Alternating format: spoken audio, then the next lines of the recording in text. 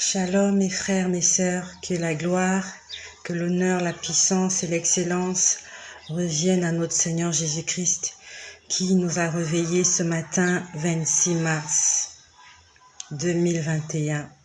Que la gloire soit à Jésus-Christ. Par la grâce du Seigneur et avec sa permission, je vais continuer à vous relater ce que le Seigneur m'a montré durant cette semaine, que je n'ai pas eu le temps de vous dire, parce qu'il est important que je puisse vous partager toutes ces choses, parce que j'ai reçu une recommandation solennelle. Tu vas le leur dire. Je n'ai pas le droit de cacher cela pour moi-même, mais le Seigneur m'a demandé de le partager avec ses filles et avec ses fils. Donc pour ceux qui m'ont suivi hier, je vous ai parlé de comment le Seigneur m'avait monté la Bible. En dessous de la Bible, il y avait comme une caisse je crois rectangulaire ou carré, mais je crois qu'elle était carrée. Et juste en dessous, il y avait une épée. Et je pouvais entendre que je parle. C'était une chanson qui passait, qui disait « Je parle à travers ma parole, je parle. » Et toi qui m'écoutes, le Seigneur parle à travers la parole. Tout est écrit dans la Bible. Ne nous laissons pas tromper par les hommes. Ne nous laissons pas borner par des hommes, même s'ils sont des hommes de Dieu, même si on les appelle comme on les appelle. Si ce qu'ils disent n'est pas conforme à ce que la parole de Dieu dit, nous ne devons pas appliquer cela. Si un homme de Dieu, un pasteur, un prêtre, un diacre, même le pape, vient te parler des choses qui sont contraires à ce que la Bible dit, tu ne dois pas considérer cela. Parce que nous serons tous jugés par Dieu et Dieu nous jugera par rapport à sa parole. Dieu ne te jugera pas par rapport à ce que le pape t'a dit, pas par rapport à ce que le prêtre t'a dit, pas par rapport à ce que le pasteur t'a dit, mais Dieu te jugera par rapport à ce qu'il a dit. Qu'est-ce qu'il a dit? Tout est écrit là-dedans. Le problème, c'est qu'on ne lit pas. On veut que les autres aillent lire et viennent nous expliquer ce qu'ils ont lu et ce qu'ils ont compris. Si tu n'es pas analphabète, si tu es un intellectuel, va lire la Bible. Va chercher la vérité dans la Bible. On ne cherche pas la vérité sur les réseaux sociaux. On ne cherche pas la vérité dans les églises. Parce qu'il y a des églises qui sont dans le faux. On cherche la vérité dans la parole de Dieu. Qu'est-ce que la parole de Dieu te dit? Le pasteur t'a dit 1 plus 1 est égal à 1 parce que Dieu a dit l'homme quittera son père et sa mère s'attachera à sa femme. Mais qu'est-ce que l'école t'a dit? L'école t'a dit 1 plus 1 est égal à 2. Donc si la réponse du pasteur, tu vas la mettre sur ta feuille de papier, tu n'auras pas ton examen. Tu n'auras pas ton examen. À l'école, les notions académiques nous ont dit 1 plus 1 est égal à 2. À l'église, on dit 1 plus 1 est égal à 1. Entre les deux, il y a une vérité et il y a une fausseté. Tu ne vas pas prendre la réponse de l'église pour aller écrire ça sur ta feuille de papier. Le Seigneur est en train de te parler. Est-ce que la doctrine que tu suis est conforme à la parole de Dieu? Est conforme aux 10 commandements que Dieu lui-même a donnés? Dieu a donné. Dieu a donné. Nous, on a refusé et on prend ce que les hommes nous proposent et c'est ça qu'on aime. C'est pas ce que je voulais dire aujourd'hui. Je voulais continuer à vous parler de ce que le Seigneur m'a montré tout au long de la semaine. Et ça fait déjà quelques jours, je crois 2 ou 3 jours, je suis en train d'entendre ma créature. C'est comme des cris de lamentation. Ma créature, le Seigneur est triste pour sa créature.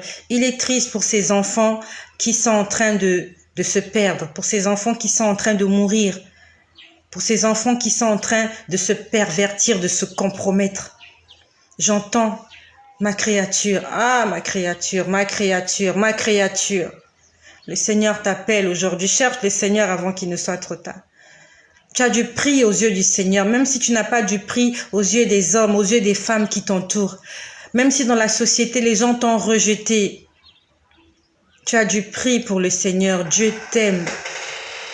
Il t'aime vraiment.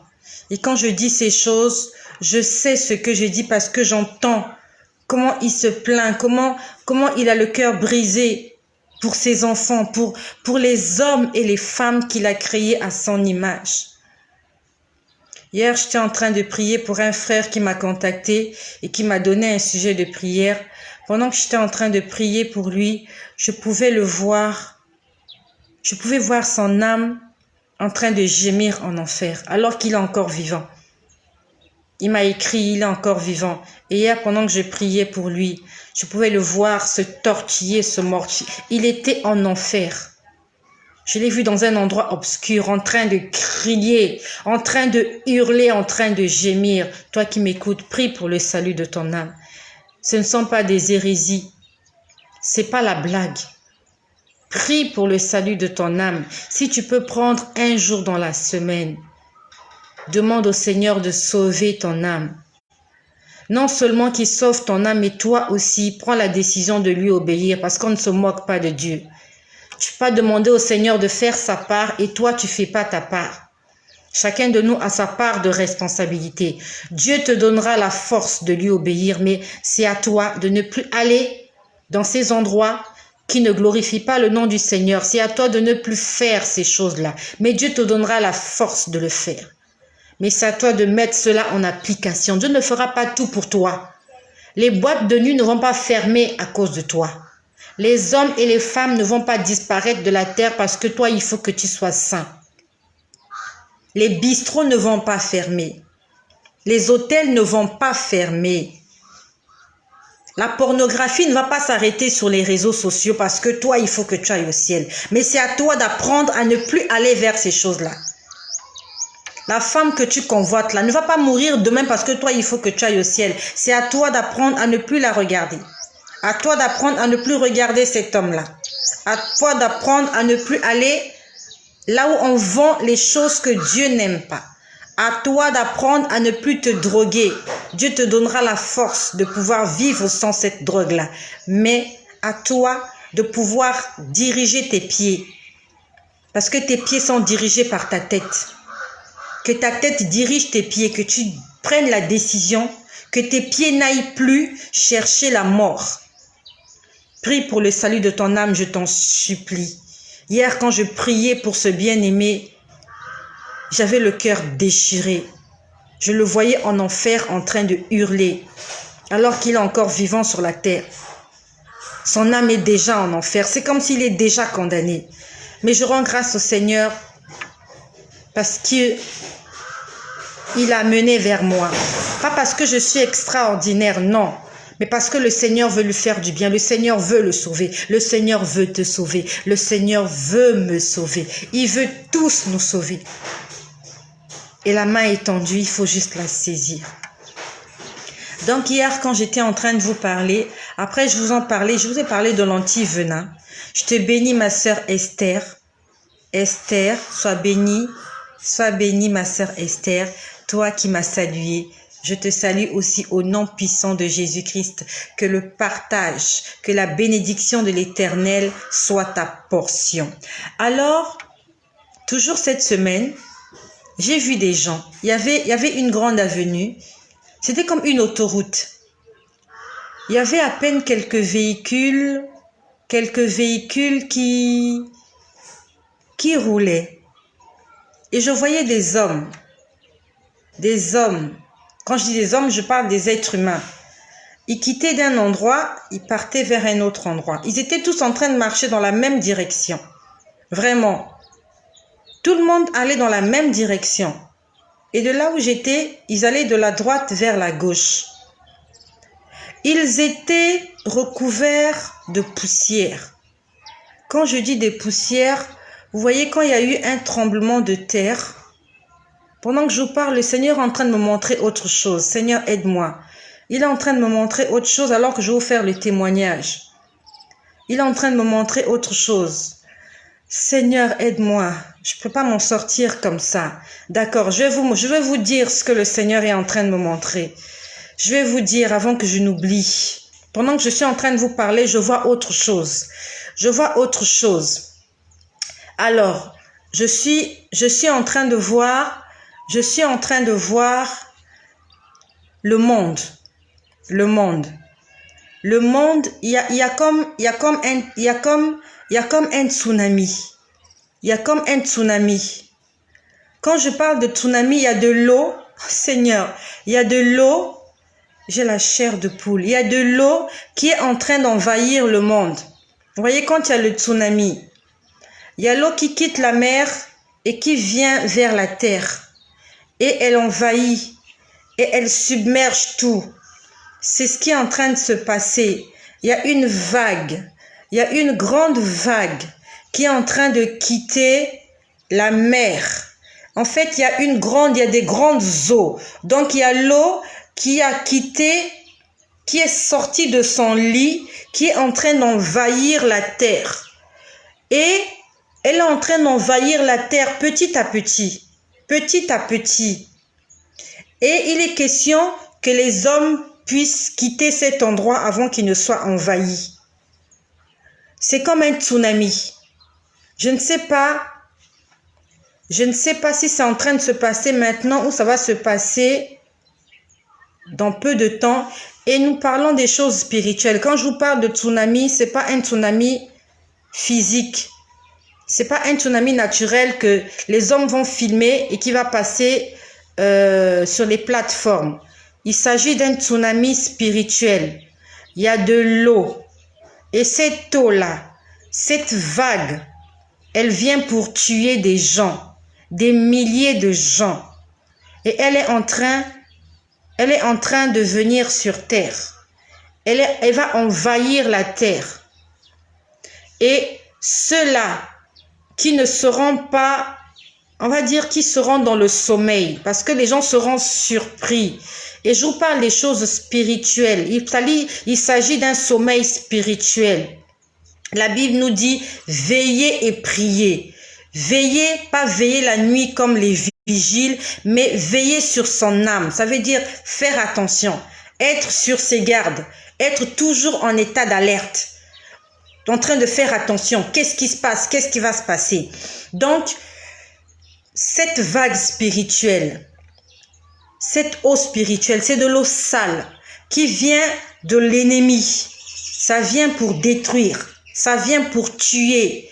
Et il y a des gens qui seront surpris dans leur sommeil spirituel. Par contre, il y a une minorité de personnes qui étaient en état de veille, qui sont réveillés et ils ont vu la vague arriver et je peux les voir en train de quitter l'endroit avant qu'ils soient submergés. Et on est en train de dire partez, partez, quittez cet endroit, quittez, sortez, sortez, sortez. Le Seigneur est en train de me le montrer maintenant. Je suis venue vous dire des choses qu'il m'a montrées dans la semaine que j'ai pas eu. Il y a une vague qui va arriver. Il y a une vague qui va arriver. Une vague négative qui vient pour détruire. C'est une vague destructrice. Elle va tuer des hommes, des femmes, des enfants. Non seulement physiquement, mais aussi spirituellement. Et cette vague-là, elle est déjà en train de venir. Et elle est en train d'occuper la terre petit à petit. Petit à petit. Et les personnes qui seront épargnées, ce sont des personnes qui sont vigilantes, qui sont en état de veille. Mais c'est une minorité. Parce que je peux voir que la plupart des gens, ils sont en train de dormir. Ils seront surpris dans leur sommeil. Et je vous parle des choses spirituelles. C'est un sommeil spirituel. Toi qui es dans le sommeil spirituel, tu n'as plus une vie de prière active. C'est le moment de te réveiller, de chercher le Seigneur. Parce que la vague, elle est en train de monter. Elle va monter jusqu'à atteindre un niveau où les gens seront tués, seront asphyxiés. Les gens vont mourir en milliers. Et il y a une poignée de personnes qui sera sauvée. Et on est en train de dire, quittez cet endroit, sortez, sortez, faites vite, sortez, sortez. Sauf qu'il y a beaucoup de gens qui sont en train de dormir. Beaucoup de gens sont en train de dormir. Est-ce que toi, tu dors? La Bible dit, réveillez-vous, Réveille-toi, toi qui dors, réveille-toi d'entre les morts et Christ t'éclairera. Celui qui est mort, c'est celui qui vit dans le péché. Celui qui est mort est celui qui vit dans la désobéissance. Et si tu es mort, si tu vis dans la désobéissance, si tu vis dans le péché, cette vague va te tuer. Elle va te submerger. Elle va te surprendre dans ton sommeil. Réveillons-nous. Réveillons-nous. Le Seigneur est en train de nous avertir. Réveillons-nous. Le diable n'est pas ton ami. Le diable n'est pas ton ami. Il ne te veut pas du bien. Il va te montrer des scènes de pornographie, de sexualité, afin d'éveiller tes sens. Mais ça sera pour te tuer. Il va te présenter l'alcool, le tabac. Il va te présenter toutes les choses que tu aimes. Mais c'est pour te tuer. Il veut te tuer. Il veut tous nous tuer. Il avait fait ces histoires. Nous n'étions pas là. Quand il a désobéi à Dieu, toi et moi, on n'était pas là. Et pourquoi il veut nous faire participer à sa désobéissance?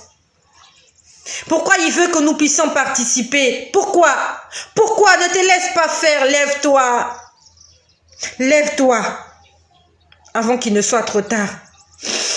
Il y a un cri d'alarme qui dit: quittez, quittez, réveillez-vous, sortez, sortez, sortez. Les gens ne sont pas en train de sortir. Ils aiment le sommeil. Ils aiment le sommeil. Que le Seigneur soit glorifié. Le Seigneur nous avertit. Nous aimons les choses de ce monde. C'est pas mauvais. Mais où est-ce que ça va nous apporter? Qu'est-ce que ça va nous donner? Qu'est-ce que ça va nous donner? Il y a des grands hommes qui sont morts. Ils ont laissé toutes ces choses-là. Les parfums, les chemises de luxe, les tailleurs, les vêtements, des choses que toi et moi nous aimons, les voitures, les véhicules, les voitures de sport, les belles maisons, les villas, les appartements luxueux. C'est resté. Toutes ces choses vont rester. Et même si on t'enterre avec ces choses, dans ta tombe, tu ne pourras même pas en profiter. Parce qu'un cadavre ne peut pas se parfumer. Un cadavre ne peut pas manger. Un cadavre ne peut pas s'habiller. Le Seigneur est en train de parler. Gloire à Dieu. Gloire à Dieu. Béni sois-tu, ma sœur Fallon. Béni sois-tu, ange. Seigneur, prends pitié. Oui, que le Seigneur nous aide. Que le Seigneur nous aide à nous réveiller, à sortir de notre sommeil avant que cette vague-là ne puisse s'aimer la désolation. C'est le diable qui est en action. C'est le mal qui est en action. Le mal, c'est tout ce qui va à l'encontre de la volonté de Dieu. Le mensonge, le vol, la prostitution, les disputes, la haine, la jalousie, la convoitise, c'est tout ça le mal. Et cette vague viendra frapper toutes les personnes qui vivent dans le mal. C'est pas parce que je le souhaite, c'est parce que le Seigneur vient de me le montrer. Échappons à cette vague. C'est un grand tsunami spirituel qui va tuer plusieurs personnes. Que le nom de Jésus-Christ soit glorifié. Donc, j'étais en train de vous dire que je voyais des gens recouverts de poussière. Ça s'est passé cette semaine. Le Seigneur m'a montré des gens recouverts de poussière. Quand je parle de poussière, vous voyez, comme des gens qui travaillent dans une cimenterie. Vous voyez, ceux qui travaillent à la cimenterie ou dans des mines, je sais pas s'il y a des mines de ciment. Je sais pas s'il y a des mines de ciment. Vous voyez, les gens recouverts de poussière. Mais c'était de la poussière, c'était du ciment. Donc, ces gens étaient en train de marcher. C'est comme une autoroute. Ces gens quittaient d'un endroit à un autre. Et toujours dans la même direction.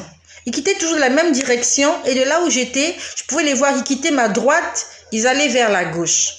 Remplis de poussière. Ils étaient habillés en haillons. Quand je dis en haillons, des habits déchirés. C'était vraiment des habits déchirés. Ils marchaient. Des hommes, des femmes. Ils marchaient. Des enfants. Ils marchaient comme des zombies. Recouverts de poussière. Puis après, ils se dirigeaient vers un homme. Il y a un homme qui était là. Cet homme était aussi habillé de façon négligeable. Donc, quand ils venaient se présenter chez cet homme, c'est comme si, en fait, ils étaient téléguidés. Ils étaient téléguidés. Donc, ils n'étaient plus maîtres de leurs actes. Parce que je les voyais marcher, vous voyez, comme dans les films des zombies.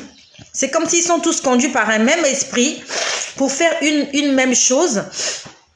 Et ils se dirigent vers cet homme. Et cet homme, je ne sais pas s'il avait quelque chose à la main, mais il leur mettait un insigne sur la poitrine droite. Il leur donnait un coup, un seul coup. C'est comme un cachet. On va dire c'est comme un sceau, voilà. C'est comme un sceau. Quand je parle de sceau, S-C-E-A-U. Donc, vous voyez, dans le temps, moi j'ai vu ça dans les films. Dans les films anciens, les rois ou les empereurs avaient comme un sceau. Donc, quand il a dit quelque chose, il a comme un sceau.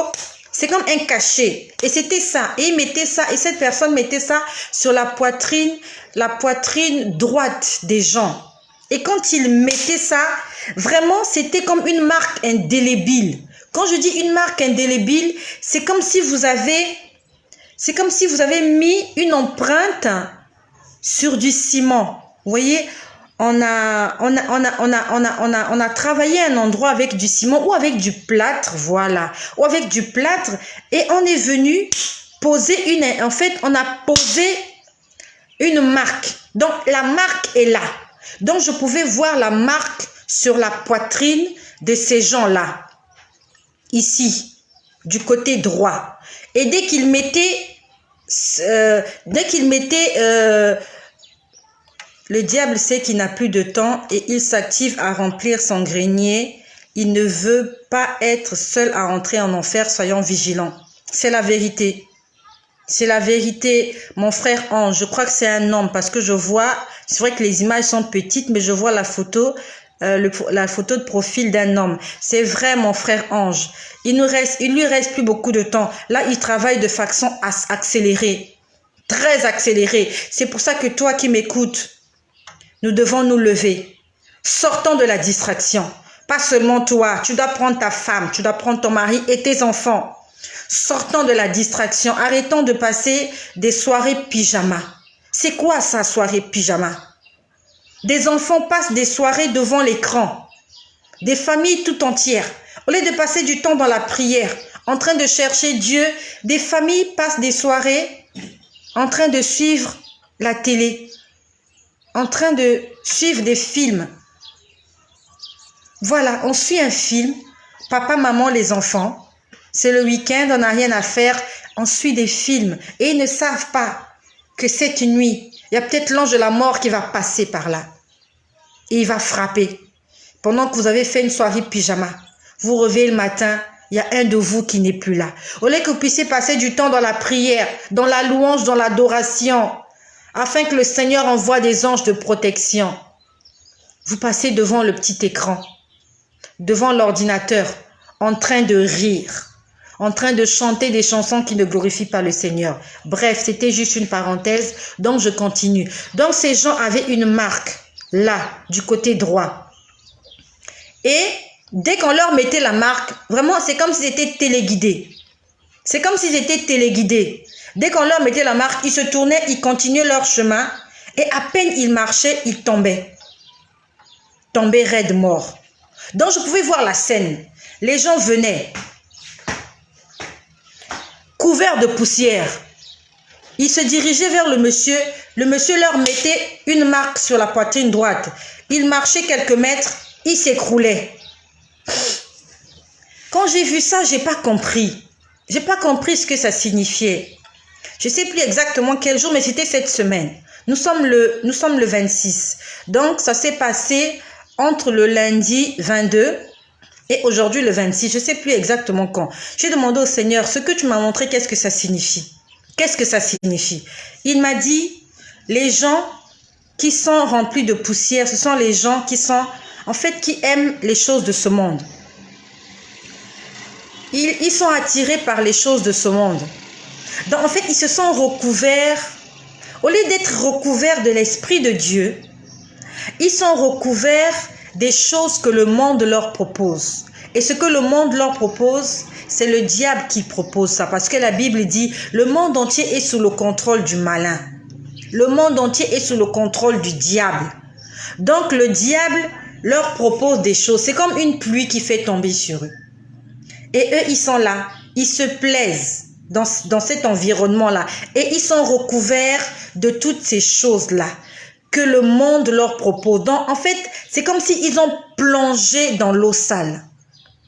Ils se sont plongés dans les convoitises de la chair. Et ils étaient recouverts de poussière. De poussière.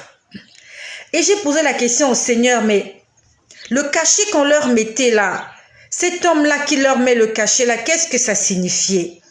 Le Seigneur m'a dit, quand il met le cachet, en fait, il te donne l'amour pour les choses de ce monde. Donc, tu aimes ces choses-là. Tu ne peux plus t'en passer. Tu aimes ça. Tu aimes. Tu aimes les bijoux, tu ne peux plus t'en passer. Tu aimes les vêtements, tu en fais de ça ta passion. Tu aimes les voitures de luxe. Tu aimes la télévision. Tu aimes les réseaux sociaux. Tu aimes les femmes. Tu aimes les hommes.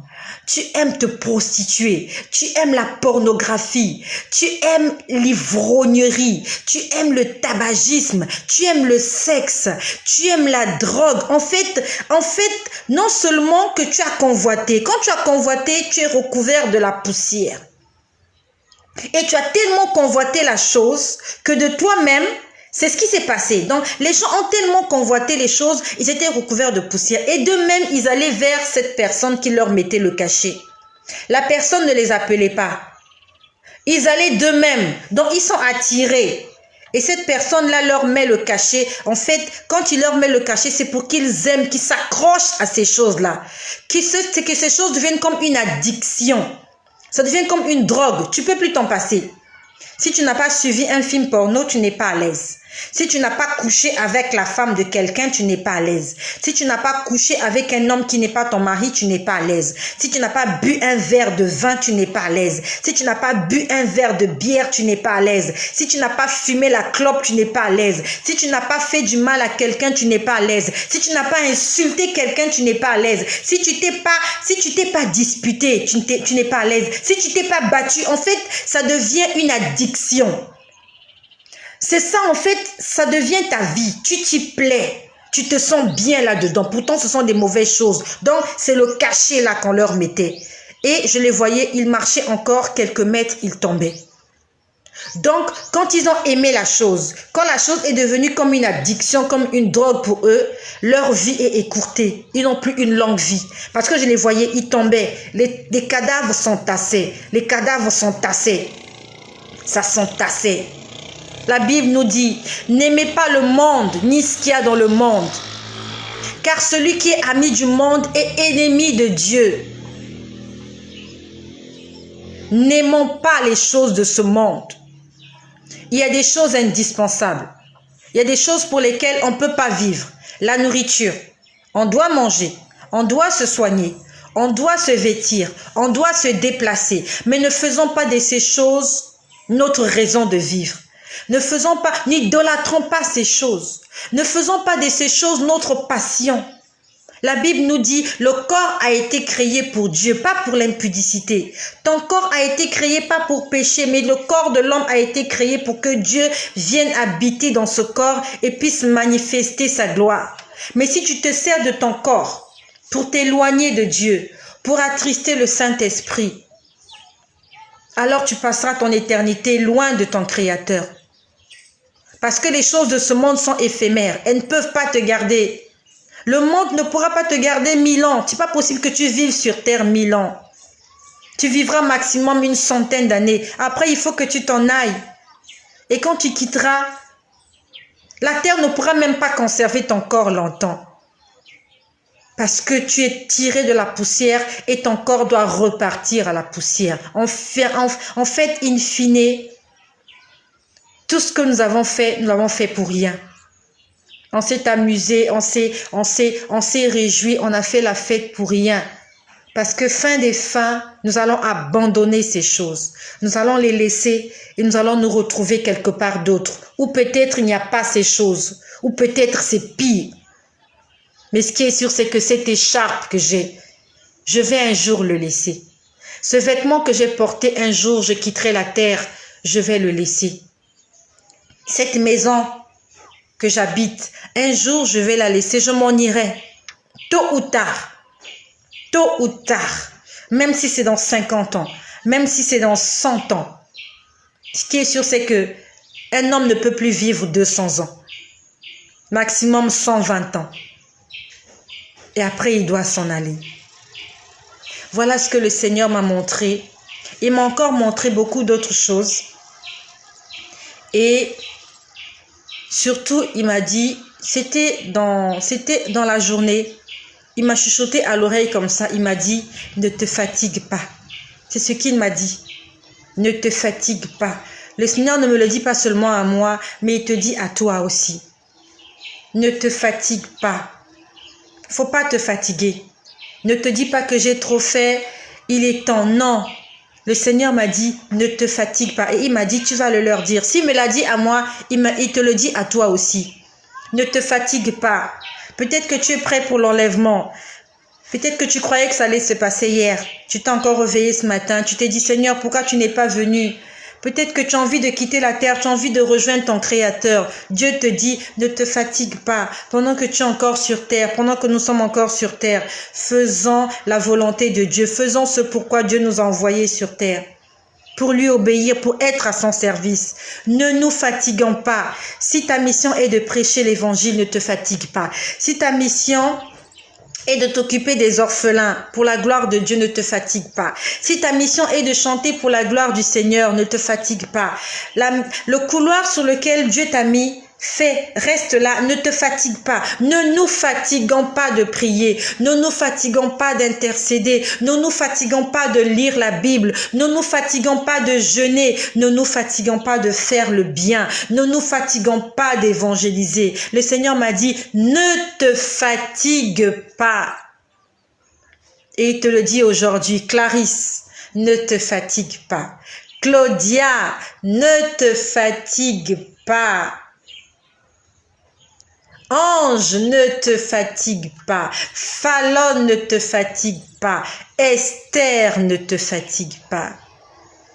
Même si tes prières ne sont pas encore totalement exaucées.